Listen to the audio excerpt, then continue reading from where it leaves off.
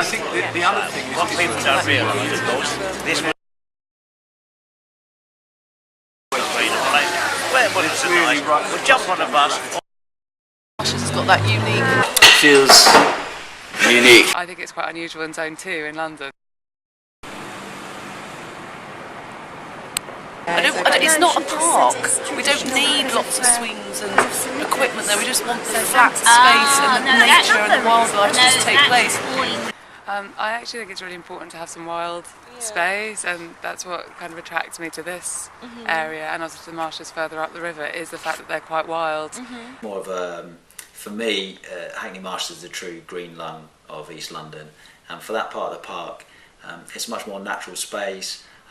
It's quite nice running through the tree-lined avenue.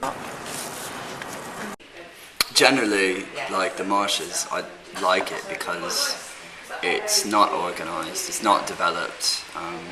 It feels like you are somewhere completely outside of London, quite wild, and it's just it's allowed to be overgrown. And although there are sections of it that are protected and kind of labelled, and there's pathways through it that have been built, it still has a wild feel to it. It's rougher than Victoria Park in the sense that it's less predictable. I mean, Victoria Park has all the assets of a Victorian laid out park, but it's quite formal, whereas the Marshes has the same atmosphere but it's not formal, so you're free to walk wherever you want to. Whereas Victoria Park you feel more constrained by the paths. The path is different almost every day, and whereas if this was a paved path, it would stay the same, almost the same all the time. Like birds on there.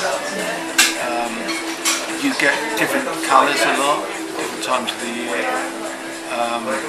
You get nice skies there, which is interesting. Connection with nature, right where I am, so not having to leave London to go and find that somewhere else, but having it right on my doorstep. And I guess for me also it's the little things like seeing how the seasons change and that kind of thing, like being able to actually feel that close to my home.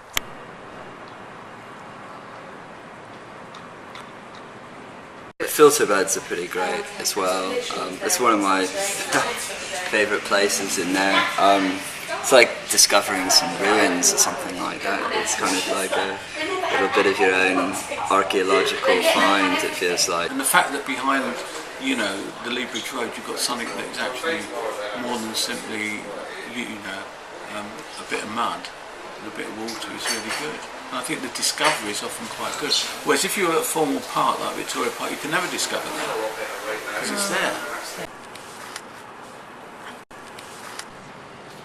You that the council perceive it as not being well used, or perceive it as being underused? That's because they don't live in Hackney properly. It's incredibly well used. Whenever you go, whatever time you go, there's always people on it. And it's really right across the demographics, really. Why is the question of increasing the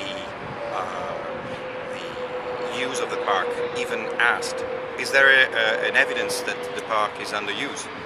And we keep using this name park, but actually, as you know, it's not quite the same. What we are doing here is not simply a structural transformation of an existing space, but a transformation of the space in itself into another type of space. Again, it's just a nice little piece of free land, and it's just nice to look at that, and it's not being used for anything. Isn't that wonderful?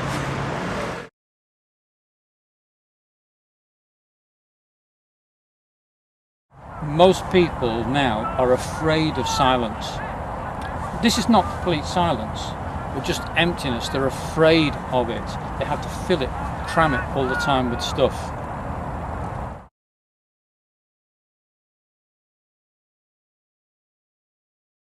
My perspective on it is that I feel concerned that the changes that they're making to the marshes are going to make it less accessible for the ordinary people who live in the area, and it's going to become more corporatised, so it'll be fancy change.